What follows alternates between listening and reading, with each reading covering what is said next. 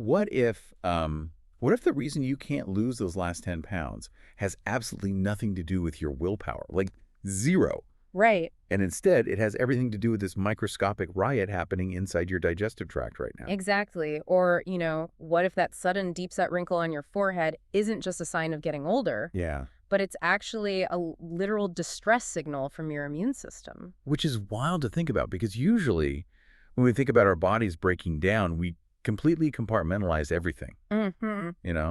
Like you get a breakout, you go buy a topical cream. Yep. You feel sluggish, you just pour another cup of coffee. Yeah. Or you step on the scale and the number won't budge, so you cut more calories. Yeah. We are all essentially playing this exhausting, endless game of physiological whack-a-mole. We really are. And it's an incredibly reactionary way to live. We are basically trained to treat the symptom directly in front of us, and we completely ignore the complex network operating behind the scenes. It's comforting in a way, though, because it gives you really simple, direct action to take, right? Yeah. But, what if you're just putting buckets under a leaky roof without ever actually looking up to find the hole?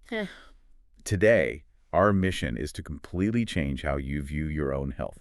We are doing a deep dive into how seemingly unrelated frustrations, so stubborn weight that just will not come off, chronic bone-deep fatigue, and premature skin aging, how they might actually all share a single hidden root cause. It is a radical shift in perspective for sure, but the science backing this up is just undeniable at this point. We are pulling from an incredibly detailed piece of source material today. Yeah, it's a great one. It's an article by Dr. Corina Ianculovici from the Mirelle Institute for Anti-Aging Medicine, and it's titled Leaky Gut: The Hidden Root of Skin Aging, Weight Gain, and Chronic Inflammation. Right.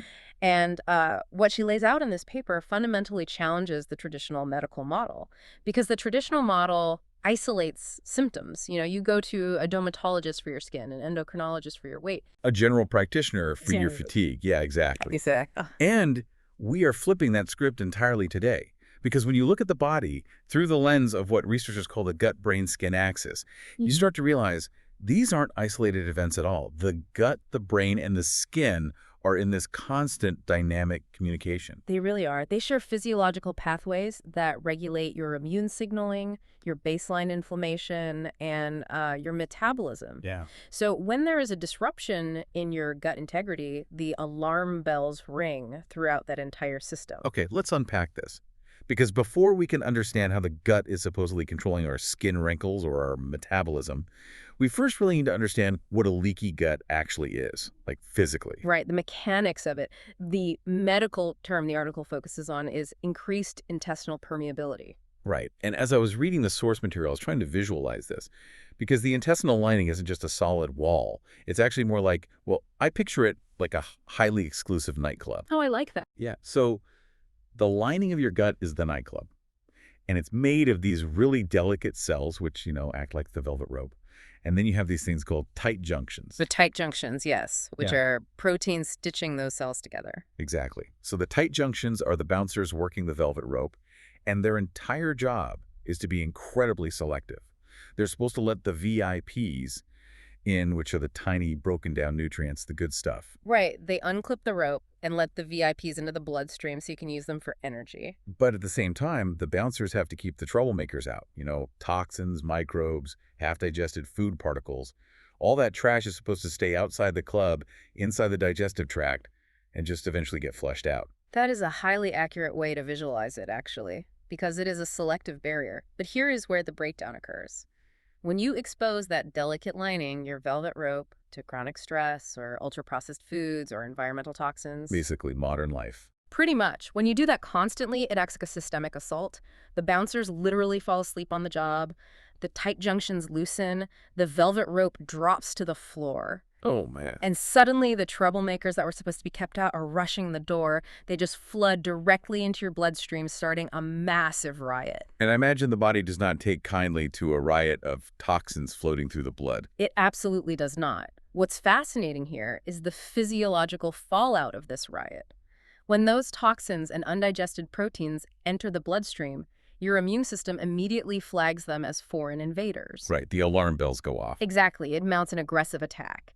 The immune cells release proteins called cytokines, which acts like Well, like chemical distress flares shooting off throughout your entire body. Wow. But because the bouncers are still asleep and the barrier is broken, the invaders just keep leaking through. So the immune system never gets to stand down. Never. This creates a state of low-grade, persistent inflammation. It acts like a systemic fire just burning quietly in the background of your biology. A systemic fire. I mean, that sounds terrifying. But if it's happening deep down in the gut, it's essentially invisible to us, right? Like we don't feel it burning. It is invisible at first, yeah. But its metabolic effects are profound.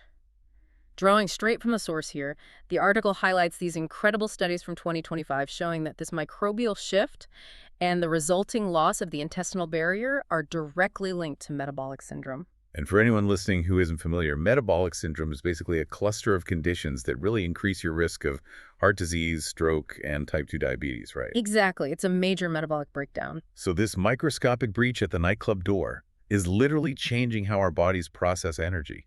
How does that leap even happen? Well, it comes back to those distress flares, the cytokines.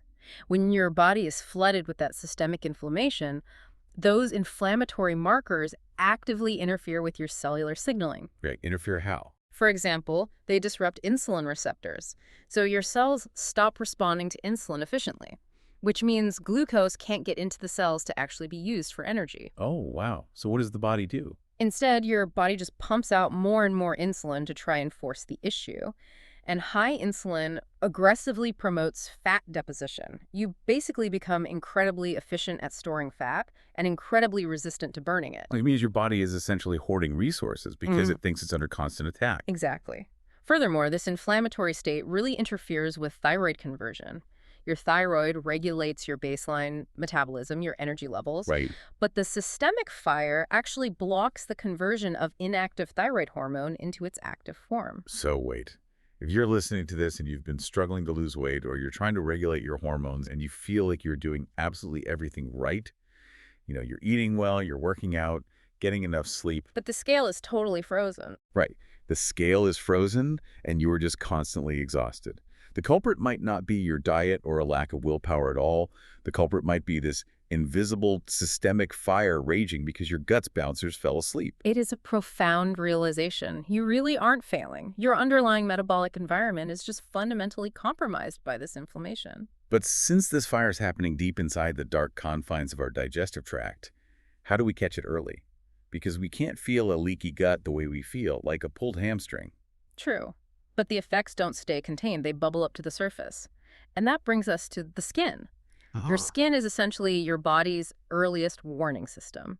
No. The article actually refers to the skin as a billboard for your internal microbiome health. A billboard for the gut. I love that. And, the source material highlights this new 2025 evidence regarding the microbiome aging wrinkles axis. Yes, a very new area of study. Now, I have to play devil's advocate here for just a second. Because the microbiome aging wrinkles axis sounds fascinating, but it also sounds like a massive leap. You're telling me that microbial dysbiosis, which is just, the clinical term for when the bad bacteria in your gut outnumber the good. Right. That this imbalance is somehow traveling all the way up to my forehead to cause a wrinkle. Well, it's not the bacteria itself traveling to your forehead. It's the inflammatory cascade. Remember those cytokines? The distress flares? Yeah. When they travel through the bloodstream and reach the skin, they trigger these enzymes called matrix metalloproteinases, or MMPs. Okay, MMPs. What exactly do they do? Think of MMPs as microscopic scissors. Their normal function is just to clear away old tissue so new tissue can form. It's part of healthy cell turnover. That makes sense. But when they are hyperactivated by that systemic fire, they basically go rogue. They start aggressively snipping apart your healthy collagen and elastin strands from the inside out. Oh, wow. So they are literally chewing up the structural scaffolding that keeps our skin looking plump and useful. Exactly. They destroy it. We used to think skin aging was purely about, chronological age, genetics, and sun exposure. Right. Wear and tear. But we now know that this microbial dysbiosis actively destroys collagen. It accelerates visible skin aging completely independently of how many birthdays you've had. So what does this all mean for someone staring in the mirror right now? Are you saying my sudden jawline breakout is actually a cry for help from my gut? In many cases, yes, absolutely. The article points out that patterns like facial puffiness, fluid retention, acne specifically clustered along the lower face and jawline. Increased skin sensitivity, uneven tone? Yes. These aren't just cosmetic annoyances. They are visible expressions of internal imbalance. They reflect that underlying inflammation and impaired detoxification pathways. It's like the face is the check engine light on your car's dashboard. That's a great way to put it. Right. Like, you wouldn't put a piece of black tape over a blinking check engine light and just assume the car is fine. No, you'd find the mechanical issue. Exactly. But that's exactly what we do when we just slather on a harsh topical acne cream without asking why the jawline is breaking out in the first place. These patterns are showing up on our faces long before standard blood work would ever catch the underlying systemic inflammation. And if we connect this to the bigger picture, it exposes a major flaw in how we usually evaluate aging and wellness. We rely so heavily on subjective opinions. You look in the mirror and think, I look tired today, or my skin looks dull. Right. But subjective interpretation isn't data. And our eyes miss the really subtle stuff. We can see a massive cystic breakout on our jaw, obviously. But what about the subtle collagen loss happening weeks before that breakout even occurs? You're gonna see that. Right. Our eyes completely miss the early warning signs, which is why the transition to technology makes so much sense here. The Mirelle Institute introduces a really fascinating tool in the text called Ageless AI. Yes, Ageless AI. It's designed as an educational tool to shift our perspective from that subjective opinion to objective, measurable data. How does it actually work? It analyzes your facial features using an AI-informed image-based lens. It's looking at structural proportions, symmetry, and surface characteristics like texture and tone. Okay, so it's not like a diagnostic tool saying, you have a gut disease based on this selfie. It's more about translating what is visible into actual, measurable insight. Precisely. Human eyes are drawn to obvious blemishes. An AI-informed lens, however, can detect microasymmetries caused by underlying fluid retention or subtle shifts in texture that correlate with early collagen breakdown. Wow. It helps individuals understand how their visible biological age is actively reacting to their internal metabolic environment. It gives you the data to ask much more informed questions to your healthcare provider. Which is incredibly empowering. Once you see the objective data, once you realize that the check engine light is blinking because of this systemic fire, you can actually do something about it. Which brings us to the solution. Here's where it gets really interesting. Now that we've identified the root cause, the asleep bouncers, the velvet rope on the floor, and the resulting inflammation, how do we actually fix the barrier? The source outlines what they call the Mirelle protocol. It's a 3-step approach to foundational restoration: strategic removal, barrier repair, and microbiome diversity. And as I was reading through these 3 steps, I kept thinking about it like a major home renovation. Okay, how so? Well, if your house has severe water damage and mold rotting the walls inside, you don't just slap a fresh coat of paint over it and call it a day, right? You have to follow a very specific order of operations. Yes, you have to stop the damage before you can rebuild anything. Exactly. So step 1 is strategic removal. In the home renovation analogy, this is where you just have to stop swinging the sledgehammer at your own walls. The article says we have to quiet the immune system. We do this by eliminating the triggers that are causing the riot at the nightclub door. And those triggers are incredibly common in the modern diet. We are talking about ultra-processed foods, refined sugars, excess alcohol, and for some people, specific sensitivities like gluten or dairy. Now, if you're listening to this and thinking, great, I have to give up bread and wine forever, let's clarify what this actually means in practice. Yeah, it's not necessarily forever. It is about reducing the burden right now. The clinical reviews noted in the source suggest that even short-term strategic removal of these triggers can significantly lower systemic inflammation. That's reassuring. When you stop the constant influx of inflammatory triggers, those microscopic scissors we talked about, the MMPs, they power down. And your body's natural collagen formation can actually resume. So just by removing the bad stuff, the body instinctively starts healing itself. But of course, you can't just leave a house with torn up drywall. You have to patch the holes. Right. And that is step 2. Barrier repair and micronutrient support. Yeah.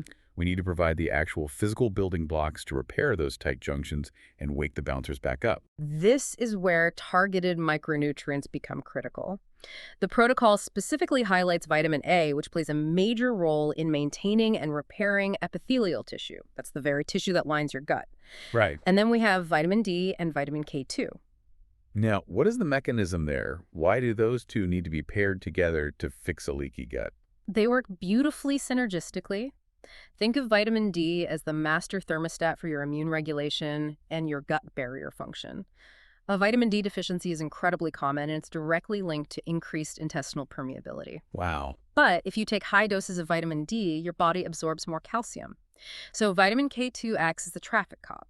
It directs that calcium away from your blood vessels and into your bones, which contributes to overall metabolic and vascular health. Makes perfect sense. And the text specifically notes that correcting a micronutrient deficiency, particularly vitamin D, is often the turning point for thyroid function and metabolic health. That is a massive aha moment. Like, if your thyroid is struggling, it might literally just be starving for the raw materials it needs to regulate itself, all because your frayed gut net isn't absorbing them properly. Precisely. And beyond vitamins, the protocol heavily emphasizes amino acids, specifically glycine and proline. Which the article mentions you can get from organic bone broth. And I love a practical, real food example like that. Oh, absolutely. Glycine and proline are the little both the gut lining and skin collagen. It's like patching the drywall on the inside, which smooths out the walls on the outside. Now, the source also mentions some advanced clinical tools for step 2. Things like L-glutamine, zinc carnosine, and quercetin. How do those actually work? Because honestly, they sound like things you'd find in a chemistry lab. They do, but they are just powerful, naturally occurring compounds with very specific jobs. L-glutamine is the preferred fuel source for enterocytes. Enterocytes being the cells lining your gut.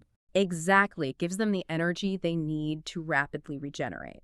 Then you have zinc carnosine, which acts almost like a targeted, soothing bandage for inflamed gastric tissue. It really reduces irritation. Okay. And quercetin is a natural antihistamine and anti-inflammatory that physically helps tighten those loose junctions back up. They literally knit the barrier back together. So if I'm hearing you correctly, the bone broth and L-glutamine are basically the raw lumber and cellular fuel. And the zinc carnosine is the protective tarp we throw over the damaged roof while we rebuild. That is an excellent way to conceptualize it, yes. Okay, so we've stopped swinging the sledgehammer, we've patched the drywall, the velvet rope is back up. But an Enki house isn't a home. We need to move in the good tenants. Right. And that brings us to step 3, microbiome diversity. Because a resilient gut requires a diverse, thriving ecosystem. If you just repair the wall but don't cultivate a healthy microbial environment, that barrier will eventually just break down again. You need a balanced environment to support ongoing digestion, immune function, and metabolic signaling. So how do we cultivate that? How do we keep the good tenants happy and paying rent? Mainly through fiber-rich nutrition, fermented foods when they are tolerated, and targeted functional medicine protocols. This includes specific probiotics. And linking this back to the skin, the source highlights that certain targeted probiotics have actually been shown to mitigate wrinkle development. Wait, hold on. Let me make sure I'm wrapping my head around this. Yeah. Taking a probiotic for your gut actively stops wrinkles from forming on your face? It does. By modulating the systemic inflammation, by introducing beneficial bacteria, you crowd out the bad bacteria, which stops the release of those distress flares, the cytokines. Oh, wow. And without the cytokines, the microscopic scissors don't get activated, the collagen stays intact. That just perfectly encapsulates this entire deep dive. The gut-brain-skin axis isn't just some abstract theory. It is a mechanical, biological reality. It really is. And to support that microbial diversity while the gut heals, the protocol also recommends incorporating anti-inflammatory powerhouses. Things like omega-3 fatty acids, polyphenols, which you can get from berries and green tea, and compounds like curcumin. Right. They basically act as the daily maintenance crew, keeping the systemic fire from reigniting. So what does this all mean for you listening? If we pull all the way back and look at everything Dr. Ianculovici has laid out, it means your health is deeply, inextricably interconnected. Entirely. Your stubborn weight that won't budge, that brain fog that hits you like a brick wall every day at 2 p.m., the premature aging you see in the mirror, they are not isolated enemies. They're often the exact same underlying process, simply asking for foundational support. This really raises an important question for anyone listening. Are you managing symptoms, or are you supporting systems? That is the question. Because true healing isn't just about adding more interventions. It's not about more restrictive diets or buying more expensive face creams. It is about removing the triggers that cause the damage and giving your body the specific raw materials it needs to restore its own innate balance. It's about fixing the hole in the roof. Yeah. Instead of just buying more buckets. Exactly. And that leaves us with one final thought for you to mull over today. We talked earlier about how the ageless AI tool can read the physical markers of your internal inflammation. Yeah. just by looking at your facial symmetry, your structural proportions, and your skin texture. Yes. It's translating the invisible into the visible. And it really makes you wonder, as this technology gets even more advanced and more precise, what other hidden internal stories is your face already telling the world before you even speak a single word?